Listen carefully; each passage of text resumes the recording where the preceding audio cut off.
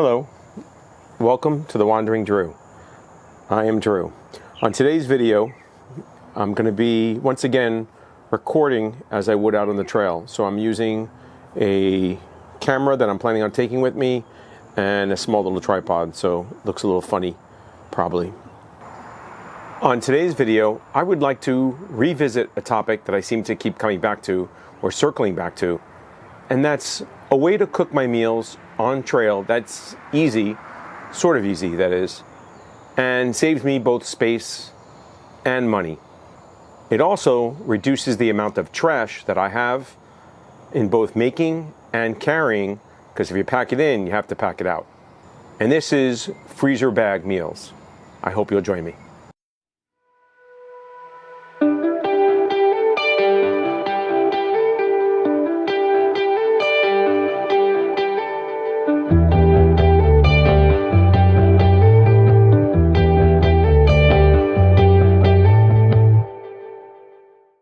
Welcome back, and thank you for joining me and taking time out of your day to watch these videos. If you like what I'm doing, please give it a thumbs up, consider leaving a comment, and subscribe if you're so inclined to. Now, I'm ready to give this method of cooking another try. I started out with freezer bags a couple of years ago and kind of had mixed results. And now, with a little more experience, hopefully I can experience some better success, and this method will work for me. I've been looking for ways to go out on the trail, make my meals, make them easier, reduce the amount of packaging that I'm carrying, which reduces the amount of trash that I have to carry and pack out. Also, something that's ease of preparation. After a long day of hiking or backpacking, you're not looking for a very complicated way to make your meal. Additionally, I'm also looking for ways that would allow me to do this in an area that I'm not in my home, or that methods of resupply may be limited. So a lot of these things are stuff that you can find commonly in any community, and I don't necessarily have to be at a major town to resupply or to get some of the items that I need. And it's becoming more and more common. When you're on most trails, usually when resupplying, you'll be able to find some of the things you need.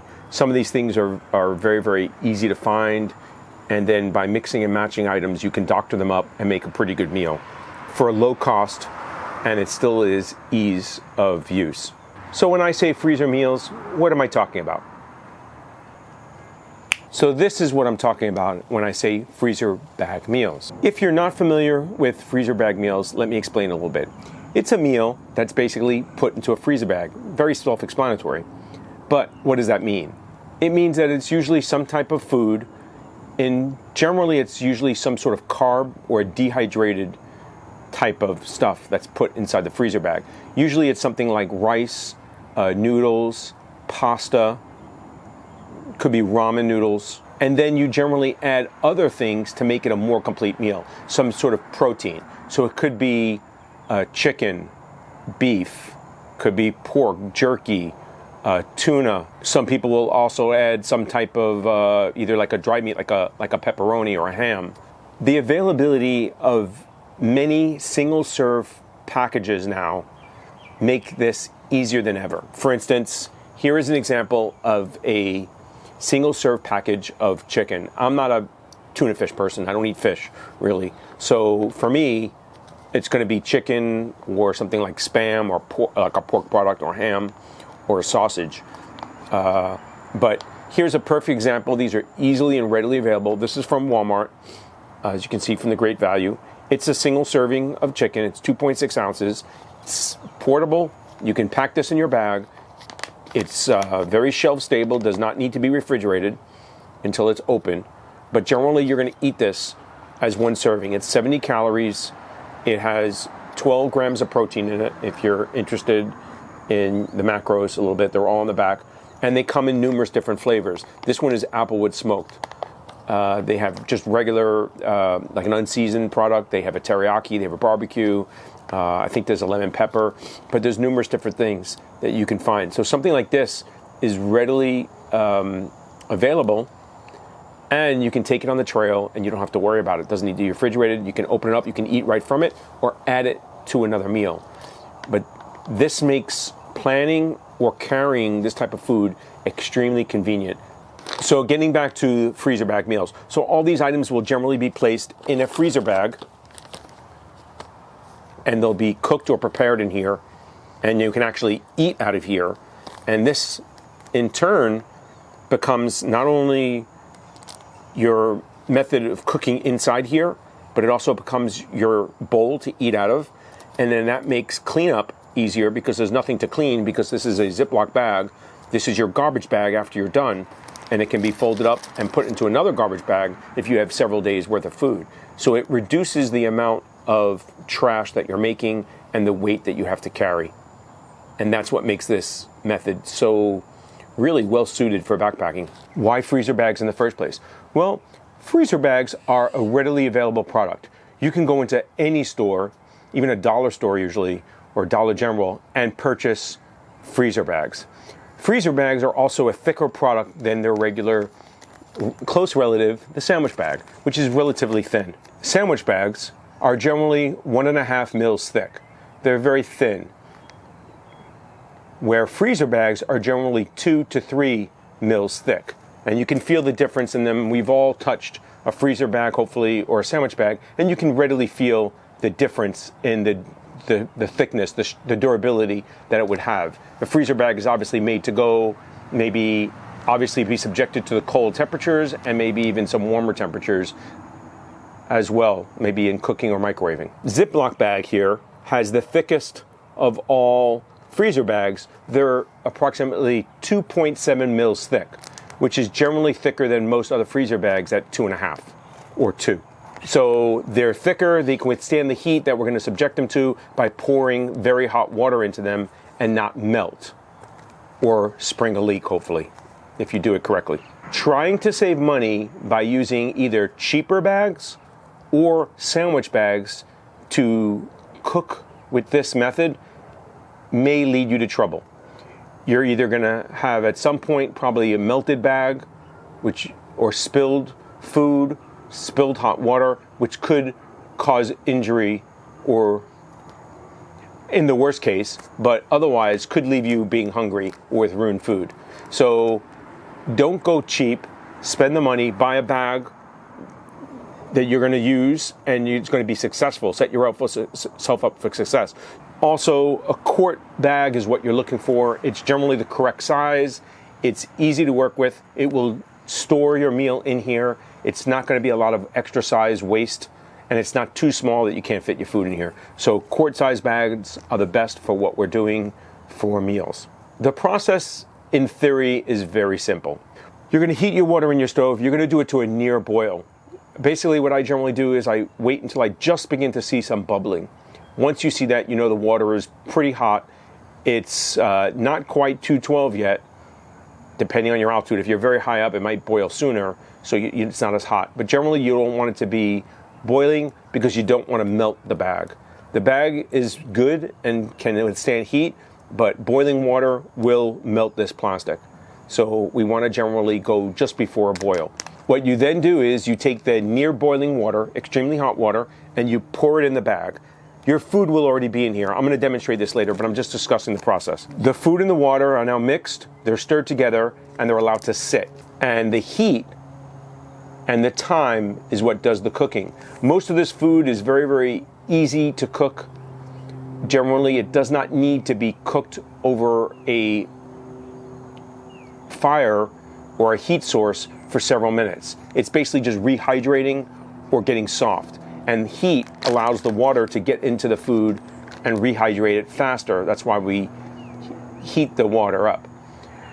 There are meals that people use that are generally what they call cold soaking. So that's where they just add water to a meal and let it sit. So instead of heat, it's usually time that allows it to get soft. And a lot of foods can cold soak as well. I like eating a warm meal at night. It's my reward for my day's hiking and my effort that I've done, and I look forward to it while I'm hiking. So I like the idea of a hot meal for dinner. It's generally the only meal that I cook, but I want that meal because I look forward to it. But I think for a long trail, psychologically, and also just for your body.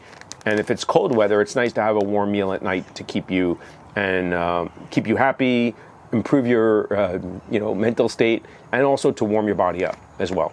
So while the food is in here with the heat, we let it sit for a while. It's generally going to sit much longer than the cooking times that would be on the box. Also, if you can,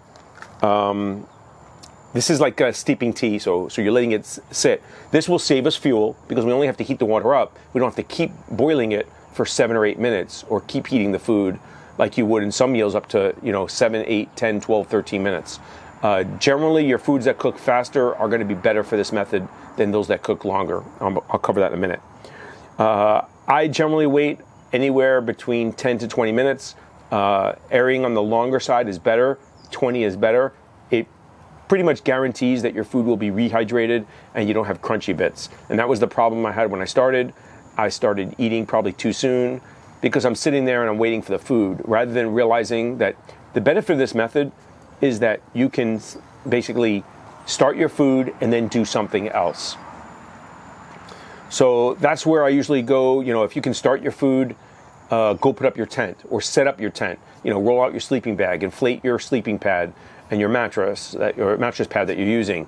Maybe go get water and come back and just do other camp chores while this food is cooking, so to say. And that makes it more effective and productive for you.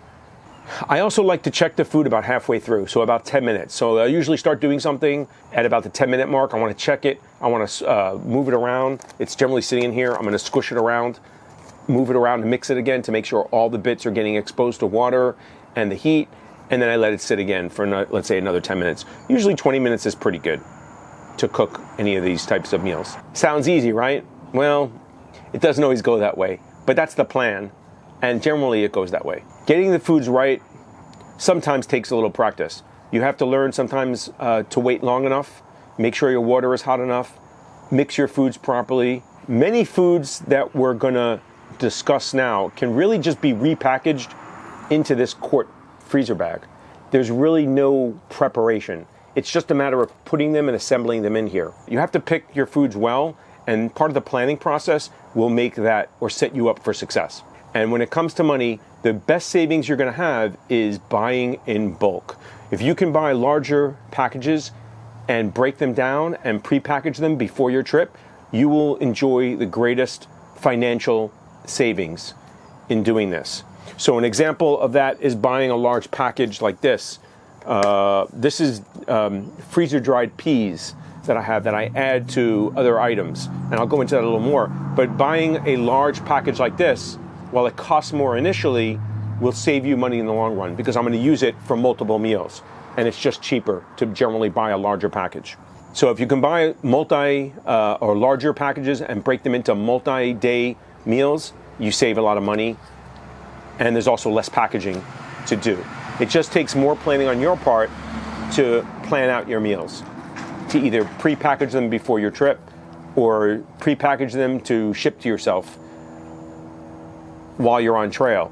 This can also be done during a resupply. You can actually buy all these things and repackage them right there, in a parking lot or generally in a hotel room or a hostel, and get your meals ready for the next stretch of a trail. Taking a package like this, maybe you're not going to eat the whole thing. You want to divide it into 2 meals. You can do that with the freezer bag instead of carrying this. Also, look at the size of this box. I meant to go into this later, but I'll just look at the size of this box compared to the bag and what's going to really take up more space in my food bag and what's going to be heavier.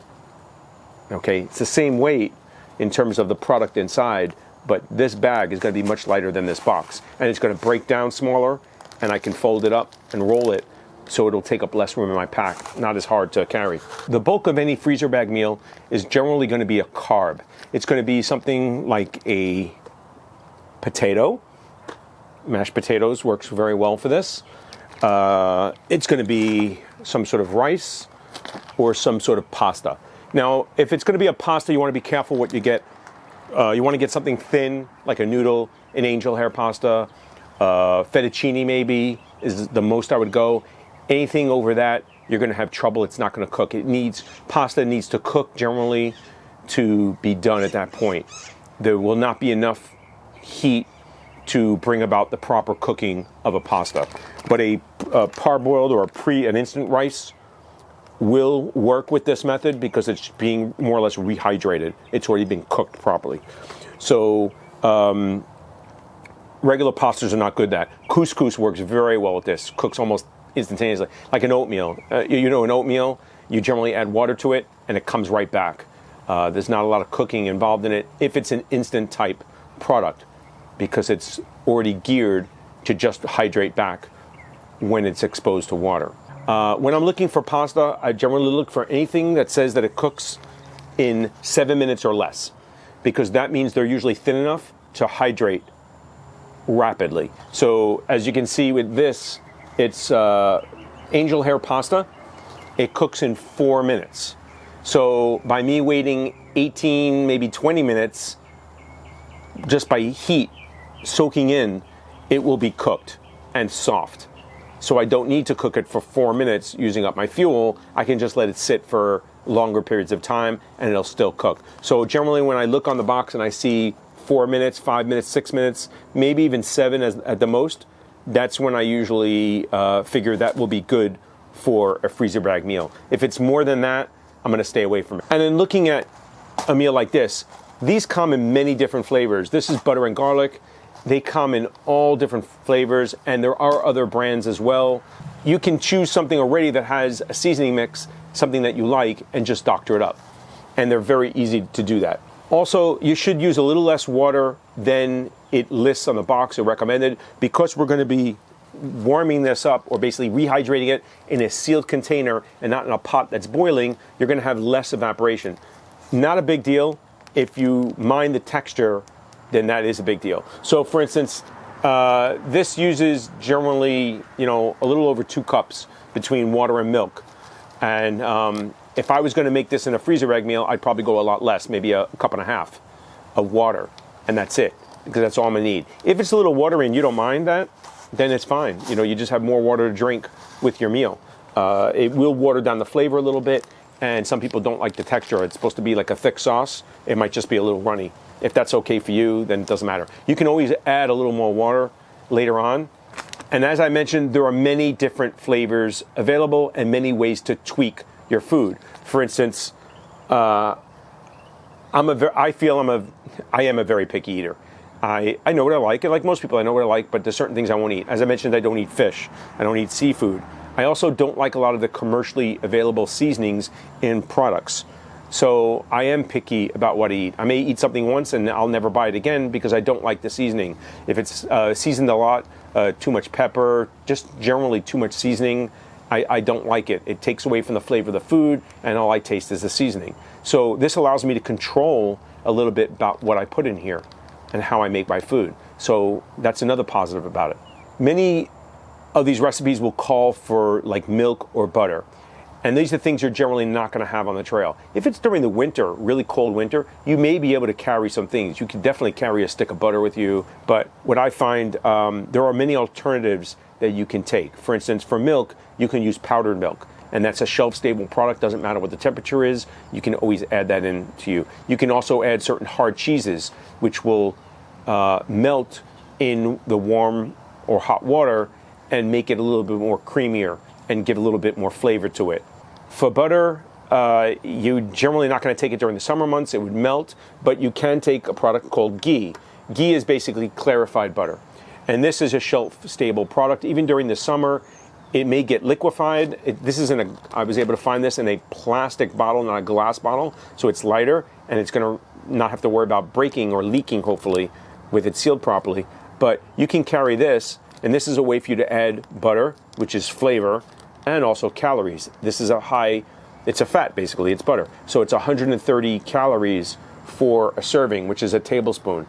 And there's about 26 tablespoons in here. So if I wanted to add butter to my meal to cook, I can just scoop some out, throw it in here. When I add the hot water, it will melt, add that flavor to it, and increase my calories. So this is an option.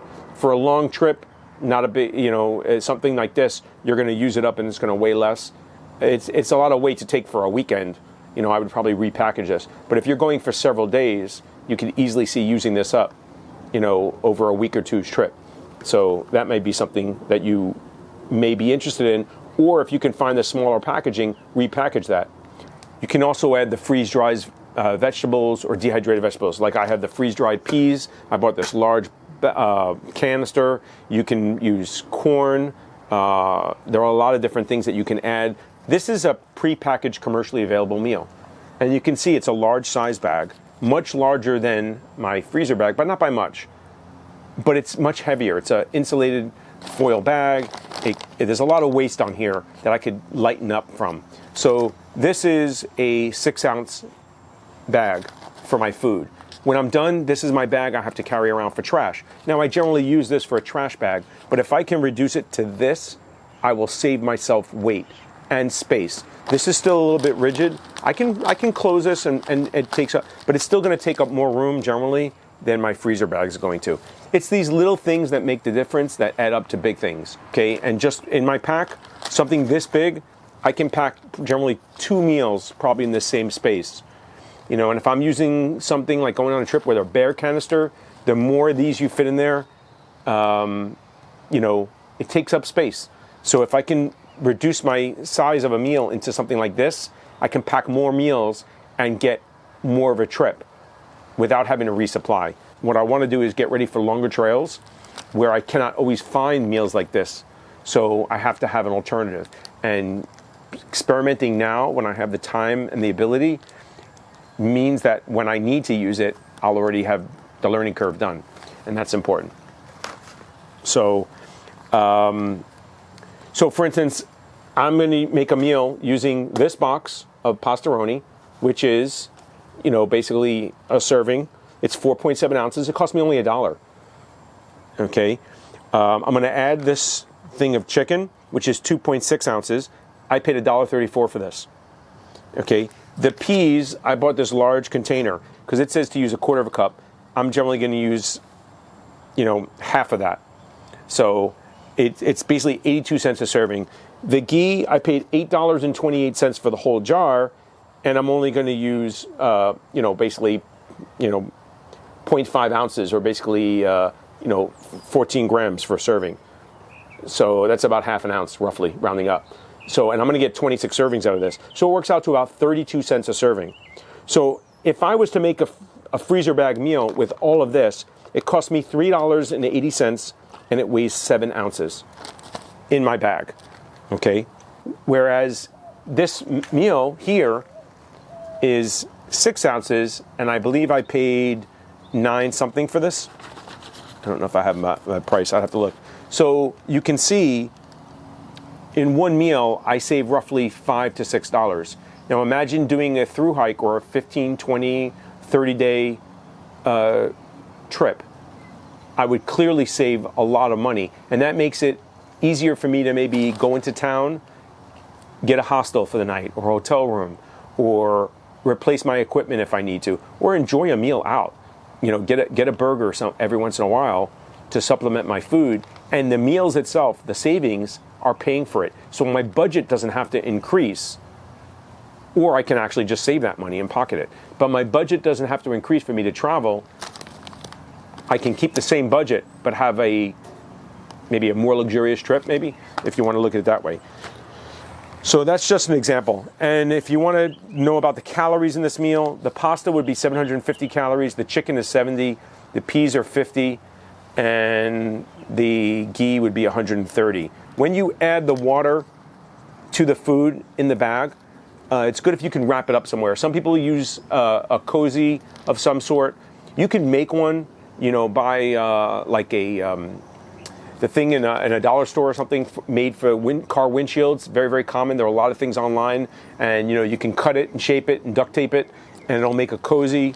And if you're not sure, it's just a pocket like this that you can stick the bag in, and it'll keep warm. I purchased one on. This is by Hyperlite Mountain Gear, and it's basically made for this purpose. It's a small pouch, doesn't weigh much, folds down, and you can fit your freezer bag in here with your food, and it'll keep it in here. Another good thing about that is the bag is going to get extremely hot, so it's good if you can have it in something to maybe hold it, give it a little support and structure. and I can eat right out of this if I want, and it holds it. So it keeps the heat in, it allows it to cook or finish hydrating a little more efficiently. It also keeps me from burning my hand. If it's very cold weather, it will keep the cold from getting in there and cooling that meal down too soon, not allowing it to rehydrate. The heat helps the water hydrate the food faster. That's why we do that. So for me to make this meal, I would generally take this, I'm gonna repackage this. And this is all stuff you're doing, you know, at home before you go. And you can see I'm doing this right here while I'm with you. So there's a seasoning package in here. Now you can take that and dump that in here as well, or you can keep it in there for portability. All I'm doing is I'm adding this to the freezer bag.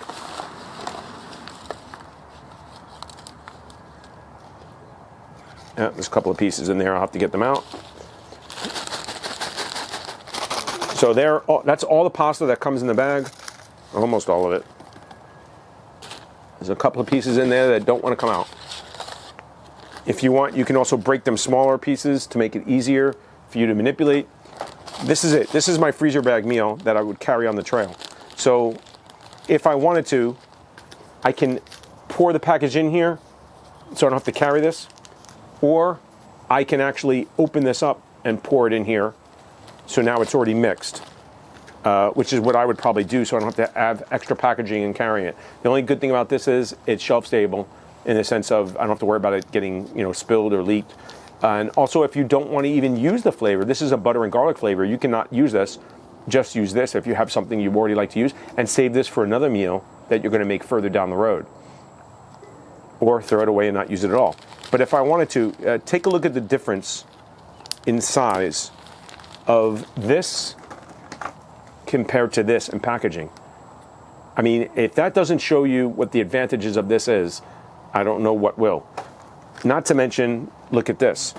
You know, I can fold this down, but this is pretty much as tight as I can get it. This is the difference in the pasta portion and the bag that it's going to cook in. So this is still half the size as this. If I'm packing up my pack and my food bag, this is going to save me space. Now, I'll admit, granted, with this in there, it's going to take up more room. Okay? But I still will argue, I think successfully, by demonstrating that this is still a smaller package than this. So it's going to save you space. And it's less trash to have to carry when I'm done and to throw out later. So you're throwing out the packaging here now. You're going to throw it away anyway. So I think it's better for the trail. Like I said, I would add the seasoning package to this now so I don't have to worry about it and carry it. I would generally add a little quarter cup of peas into this. They'll hydrate as it cooks. So not only can you add the ghee for flavor, but you can also add the powdered milk or even like maybe a cheese that would make it a little bit more flavorful and a little more creamy and up the calories as well. That's just an example or a brief introduction into what freezer bag meals are. In my next episode, I'm actually going to cook this meal just as I'm showing you, as I would on the trail, and I'll partake in it, and hopefully it will come out good. And this will allow me to know when I go on the trail. Basically, you're tweaking it. What you're doing is you're just finding out what you like in flavor, how much water to add, how long to let it sit, and then over time you become more experienced with it. And it becomes just a habit, basically. So I'm going to add the flavor packet to this so I have less to carry, and just to show you what I would do. So here is the flavor packet. It's basically like a powder. It's all a seasoning mix.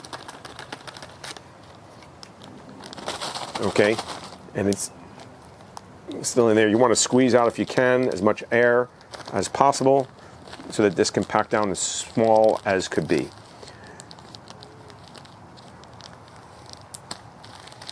So this is one complete meal for a dinner for me. So this is just an example of a freezer bag meal that can be made quite easily. And once again, I just want to show the size difference and the savings. So you can see it's not a lot, but the weight is going to be around a little lighter with this, and I'm definitely going to have less trash. And more importantly, it takes up less space in my pack and my food bag, which is what I'm really after. And I can buy or find these in almost any grocery store, a little grocery store, even a dollar store, you can find some sort of pasticide, whether it's Pastaroni, the pasticides by Knorr are very popular, ramen noodles, instant rice is almost always available. So next time I'm going to make this freezer bag meal just like I would on the trail using my stove, and I will make the meal just as I discussed this week and hopefully enjoy it. So that's it for now. That's my introduction to freezer bag cooking. Like I said, there's a lot of different variables. There's a lot of websites online.